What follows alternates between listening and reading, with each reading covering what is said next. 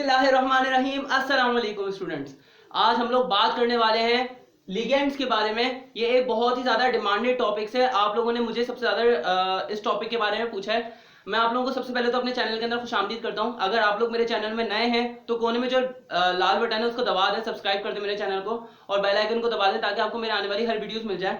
अच्छा, आज हम लोग बात करने वाले हैं लिगेंड्स के बारे में। आप लोगों ने मुझसे बहुत ज़्यादा डिमांड की है कि सर हमें IUPAC naming of D block elements या IUPAC naming of coordination complexes की हमें वीडियो बना दें ताकि हम लोगों को समझ में आ जाए। बहुत परेशानी हो रही है उसमें, तो बेसिकली उसी का पार्ट 1 समझ लें आप लोग। आप लोगों को पता होगा कि आप लोगों की सेकंड ईयर केमिस्ट्री के अंदर क्लास 12 केमिस्ट्री, चाहे वो कराची बोर्ड के अंदर हो चाहे वो फेडरल बोर्ड के अंदर हो, उसके अंदर इनऑर्गेनिक केमिस्ट्री का जो पोर्शन है उसके अंदर एक चैप्टर है D block elements. D block elements के अंदर आईयूपीएसी नेमिंग होती है क्योंकि D block elements coordination complex बनाते हैं, कोऑर्डिनेशन कंपाउंड्स बनाते हैं, उनकी आईयूपीएसी नेमिंग होती है।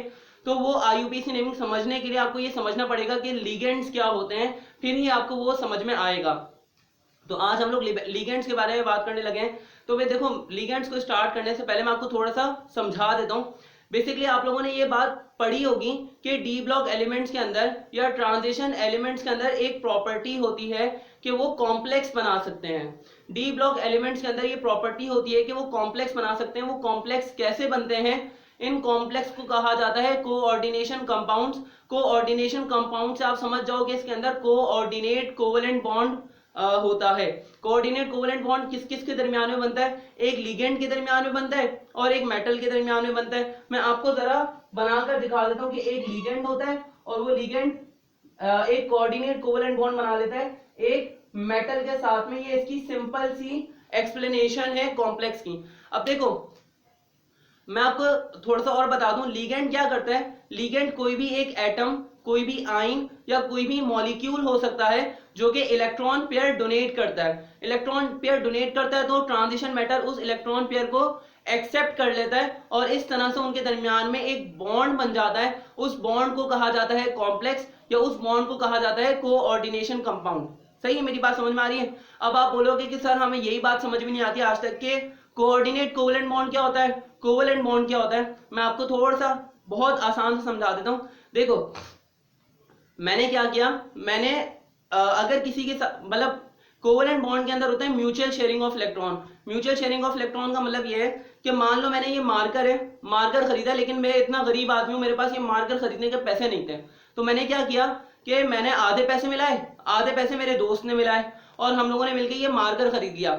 अब वो भी यूज करता है इस मार्कर को, मैं भी यूज करता हूं इस मार्कर को, तो हम लोगों ने बराबर बराबर के पैसे मिलाए थे। तो ये वाली चीज हो गई कोवेलेंट बॉन्ड, यानी कि इसमें म्यूचुअल शेयरिंग ऑफ इलेक्ट्रॉन है, दोनों तरफ से पार्टिसिपेशन है। समझ रहे हो मेरी बात? लेकिन अगर मैंने क्या किया, मैं इतना गरीब इंसान हूं कि मैं आधे पैसे भी नहीं दे सकता, मेरे दोस्त ने ये मार्कर खरीदा। अब क्या हुआ कि मैंने उससे ही मार्कर ले लिया।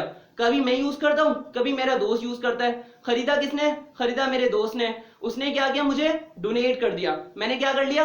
एक्सेप्ट कर लिया। इस पे मेरी कोई पार्टिसिपेशन नहीं थी, बस मुझे किसी ने डोनेट किया, मैंने एक्सेप्ट किया। ये वाला जो बॉन्ड, ये वाला बॉन्ड कहलाता है कोऑर्डिनेट कोवेलेंट बॉन्ड। समझ रहे हो ना मेरी बात? तो यही बॉन्ड बनता है लिगेंड्स के दरमियान में और मेटल के दरमियान में। ये जो लिगेंड होता है ये इलेक्ट्रॉन पेयर डोनर होता है और ये जो मेटल होता है ये इलेक्ट्रॉन पेयर एक्सेप्टर होता है। मेरे ख्याल में इतनी बात समझ में आ गई होगी। तो लिगेंड्स के बारे में आप इसको लेजेंड्स पढ़ सकते हो। लेजेंड्स, ओह अल्ट्रा लेजेंड, जैसे कि मैं हूं अल्ट्रा लेजेंड। तो यहाँ पर लेजेंड्स या लिगेंड्स के बारे में हम लोग पढ़ रहे हैं कि लिगेंड्स क्या होते हैं। एक एटम, आयन या न्यूट्रल मॉलिक्यूल जो कि क्या करे, वन और मोर इलेक्ट्रॉन पेयर डोनेट कर दे। इलेक्ट्रॉन पेयर डोनेट करे किसको? ट्रांजिशन मेटल को। यहाँ पे जो ट्रांजिशन मेटल है इसको सेंट्रल एटम भी कहा जाता है। अब देखो, जब ट्रांजिशन मेटल को ये इलेक्ट्रॉन पेयर डोनेट करेगा तो क्या बनाएगा? कोऑर्डिनेशन कंपाउंड बनाएगा या फिर कॉम्प्लेक्स बनाएगा। ये बात समझ में आ गई? अब देखो, क्लासिफिकेशन ऑफ लिगेंड्स के बारे में हम लोग बात करें कि लिगेंड्स को किस बेसिस पे क्लासिफाई किया जाएगा। लिगेंड्स को क्लासिफाई किया जाता है कि वो कितने इलेक्ट्रॉन पेयर डोनेट कर सकता है, इस बेसिस पे उसको क्लासिफाई किया जाता है। तो लिगेंड्स की दो टाइप्स हैं, मेनली लिगेंड्स की दो टाइप्स हैं। सबसे पहली टाइप है मोनोडेंटेट लिगेंड और दूसरी टाइप है पॉलीडेंटेट लिगेंड। मोनोडेंटेट आपको नाम से ही पता लग रहा है, मोनो का मतलब क्या होता है? वन, यानी कि वो लिगेंड जो कि एक इलेक्ट्रॉन पेयर डोनेट कर सके। अब पॉलीडेंटेट लिगेंड क्या होता है, जो कि एक से ज्यादा more than one electron pair donate कर सके, तो वो कहलाएगा पॉलीडेंटेट लिगेंड। अब मैं यहाँ पे एग्जांपल से समझा देता हूँ। मोनोडेंटेट लिगेंड क्या होता है, देखो इसकी एग्जांपल समझा रहा हूँ यहाँ पर। इसके अंदर सबसे पहले आइंस की बात कर लेते हैं, जैसे कि क्लोराइड आइन हो गया यानी क्लोरीन आइन हो गया, उसके बाद कौन सा आइन हो गया, हाइड्रोक्सी आइन हो गया, OH माइनस आइन हो गया, साइनाइड आइन हो गया, CN माइनस आइन। ये सारे आइंस हो गए जो कि इलेक्ट्रॉन पेयर डोनेट कर सकते हैं। इसके अलावा न्यूट्रल मॉलिक्यूल होते हैं, जैसे वाटर, वाटर एक इलेक्ट्रॉन पेयर डोनेट कर सकता है। अमोनिया, यहाँ पे NH3 भी एक इलेक्ट्रॉन पेयर, NH3 अमोनिया एक इलेक्ट्रॉन पेयर डोनेट कर सकता है। या फिर कार्बोनाइल, कार्बोनाइल यानी कि CO, ये भी एक इलेक्ट्रॉन पेयर डोनेट कर सकता है। उम्मीद है कि समझ में आ गया होगा। पॉलीडेंटेट लिगेंड वो होते हैं जो कि एक से ज्यादा इलेक्ट्रॉन पेयर डोनेट कर सकते हैं, और इनकी तीन मेन टाइप्स हैं। पहली टाइप है बाइडेंटेट लिगेंड, दूसरी टाइप है ट्राइडेंटेट लिगेंड, और तीसरी टाइप है हेक्साडेंटेट लिगेंड। बाइडेंटेट लिगेंड आपको नाम से पता लग रहा है, बाइडेंटेट लिगेंड का मतलब क्या होगा, जो कि दो इलेक्ट्रॉन पेयर डोनेट कर सकता है। अब मैं इसकी एग्जांपल बता रहा हूं, पहले आगे चले जाते हैं। ट्राइडेंटेट लिगेंड वो होता है जो कि तीन इलेक्ट्रॉन पेयर डोनेट करता है। और हेक्साडेंटेट लिगेंड, हेक्साडेंटेट लिगेंड वो होता है जो कि 6 electron pair, 6 electron pair donate कर सकता है। इन तीनों की मैं आपको इंपॉर्टेंट एग्जांपल्स बता रहा हूं जो कि पेपर के लिए भी बहुत ज्यादा इंपॉर्टेंट है और बार बार पूछी जाती हैं, तो मैं आपको समझा देता हूं। इनकी एग्जांपल्स MCQs तक के अंदर भी पूछी जाती हैं। तो सबसे पहले आ जाते हैं किसके ऊपर, बाइडेंटेट लिगेंड के ऊपर आ जाते हैं। सबसे पहले बाइडेंटेट लिगेंड के ऊपर जो कि 2 इलेक्ट्रॉन पेयर डोनेट कर सकता है। इसकी एग्जांपल है इथाइलिन डायमाइन, इसकी एग्जांपल है ethylene diamine, ethylene diamine.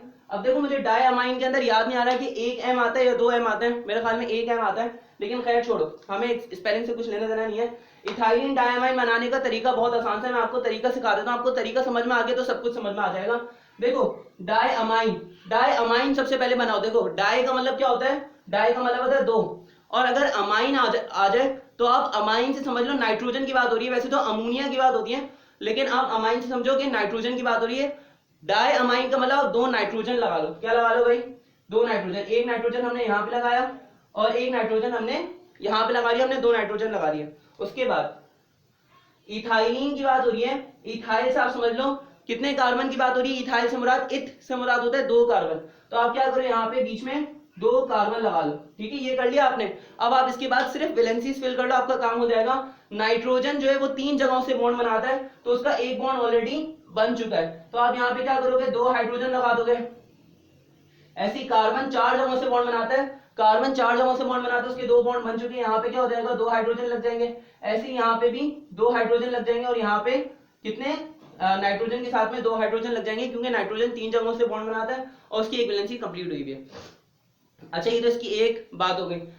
Bidentate ligand की एक एग्जांपल बता दी, इथाइलिन डायमाइन। ट्राइडेंटेट लिगेंड की एक एग्जांपल होती है डाई इथाइलिन ट्रायमाइन। मैं आपको फौरन समझा देता हूं, डाई इथाइलिन, डाई इथाइलिन और ट्रायमाइन।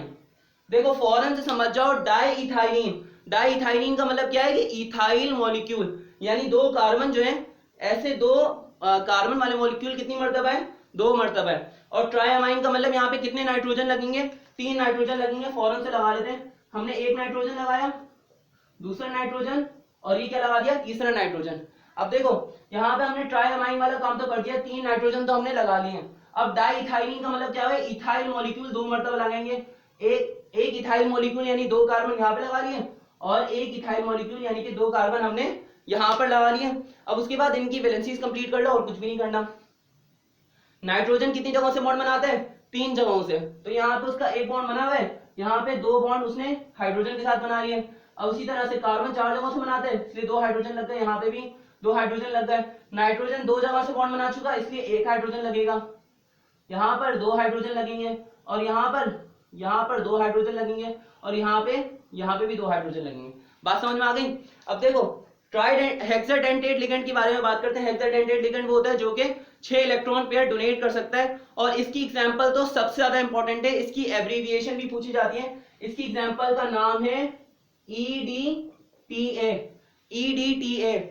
इसका नाम क्या पूरा, इसका पूरा नाम है ethylene diamine ethylene diamine tetra acetate, ethylene diamine tetra acetate. अच्छा, इसका स्ट्रक्चर थोड़ा बड़ा सा है तो पहले मुझे मिटाना पड़ेगा, फिर उसके बाद मैं आपको समझाना मुझे आपको समझाना पड़ेगा, तो 2 मिनट रुक जाएगा।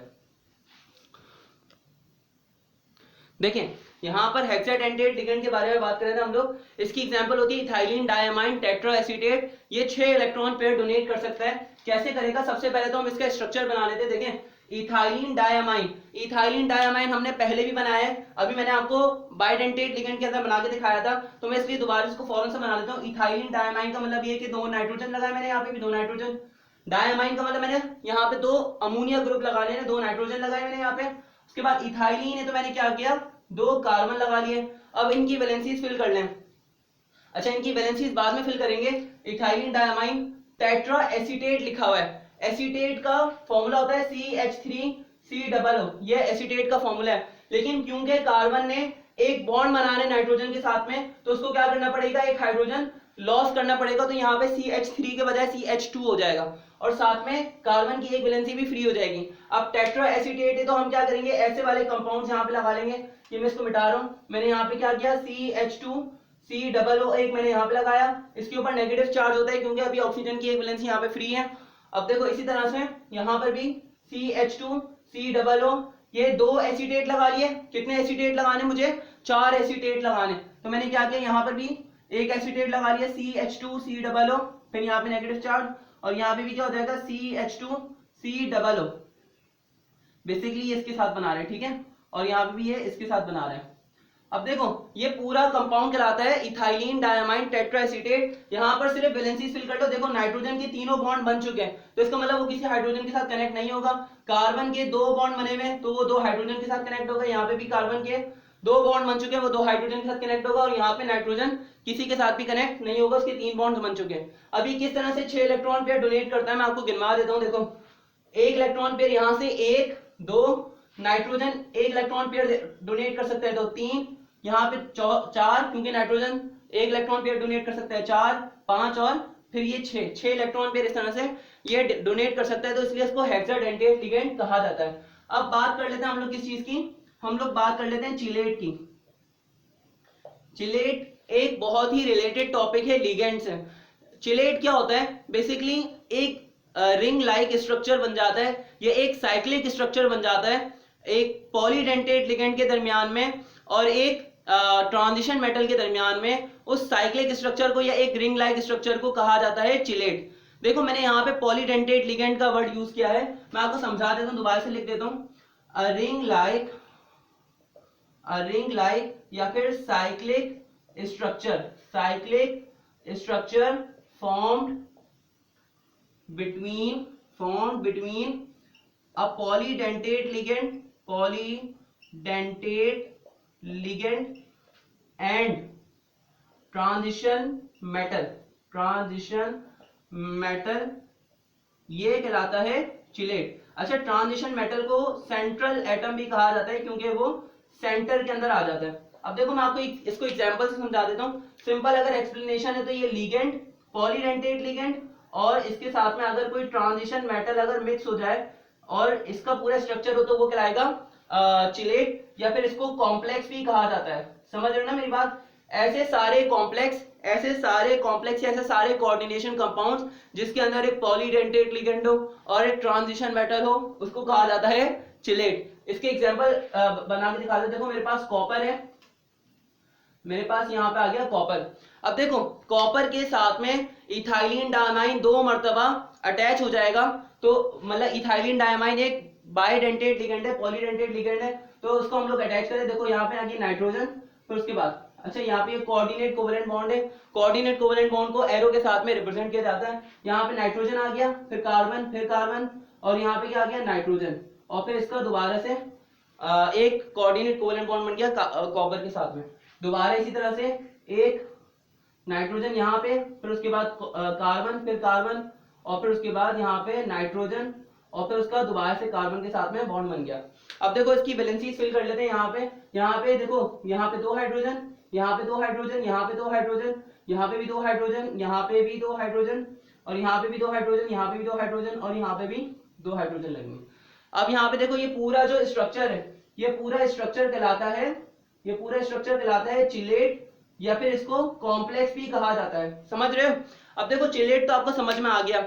चिलेटिंग एजेंट क्या होता है? चिलेटिंग एजेंट वो होता है जिसकी वजह से ये चिलेट बना होता है, या चिलेटिंग एजेंट वो होता है कि जिसने ट्रांजिशन मेटल को अपने इलेक्ट्रॉन्स डोनेट किए होते हैं और एक स्ट्रक्चर फॉर्म किया होता है। तो चिलेटिंग एजेंट को अगर सिंपल अल्फाज में कहा जाएगा, चिलेटिंग एजेंट को अगर सिंपल अल्फाज में कहा जाएगा तो वो होगा पॉलीडेंटेट लिगेंड। वो क्या होगा भाई? पॉलीडेंटेट लिगेंड, क्योंकि सारे पॉलीडेंटेट लिगेंड्स देख लो, चिलेट के अंदर कोई भी मोनोडेंटेट लिगेंड नहीं होता, सारे पॉलीडेंटेट लिगेंड होते हैं, यानी जो एक से ज्यादा इलेक्ट्रॉन पेयर डोनेट कर सकते हैं। ऐसे सारे पॉलीडेंटेट लिगेंड जो कि ट्रांजिशन मेटल को इलेक्ट्रॉन पेयर डोनेट करेंगे, एक से ज्यादा इलेक्ट्रॉन पेयर डोनेट करेंगे और उसके बाद एक रिंग लाइक स्ट्रक्चर बनाएंगे, तो ऐसे सारे पॉलीडेंटेट लिगेंड्स को कहा जाएगा चिलेटिंग एजेंट। और उम्मीद करता हूं मेरा लेक्चर आज यहाँ पे खत्म हुआ। उम्मीद करता हूं कि आपको बहुत ज्यादा हेल्प हुई होगी इस लेक्चर से। नेक्स्ट लेक्चर मेरा IUPAC naming of coordination complexes के ऊपर होगा इंशाल्लाह ताला। अगर आपको मेरी वाली वीडियो अच्छी लगती है, वाकई अच्छी लगती है, तो आप उसको लाइक करना, कमेंट करना और अपने दोस्तों के साथ में शेयर करना। चैनल को सब्सक्राइब करना मत भूलना और कोने में जो बेल आइकन आएगा उसको लाजमी तौर पर प्रेस कर देना, ताकि आपको मेरी आने वाली नई वीडियो मिलती रहे। मिलते हैं इंशाल्लाह नेक्स्ट वीडियो के अंदर। जब तक के लिए अपना ख्याल रखें। ओके, अल्लाह हाफिज।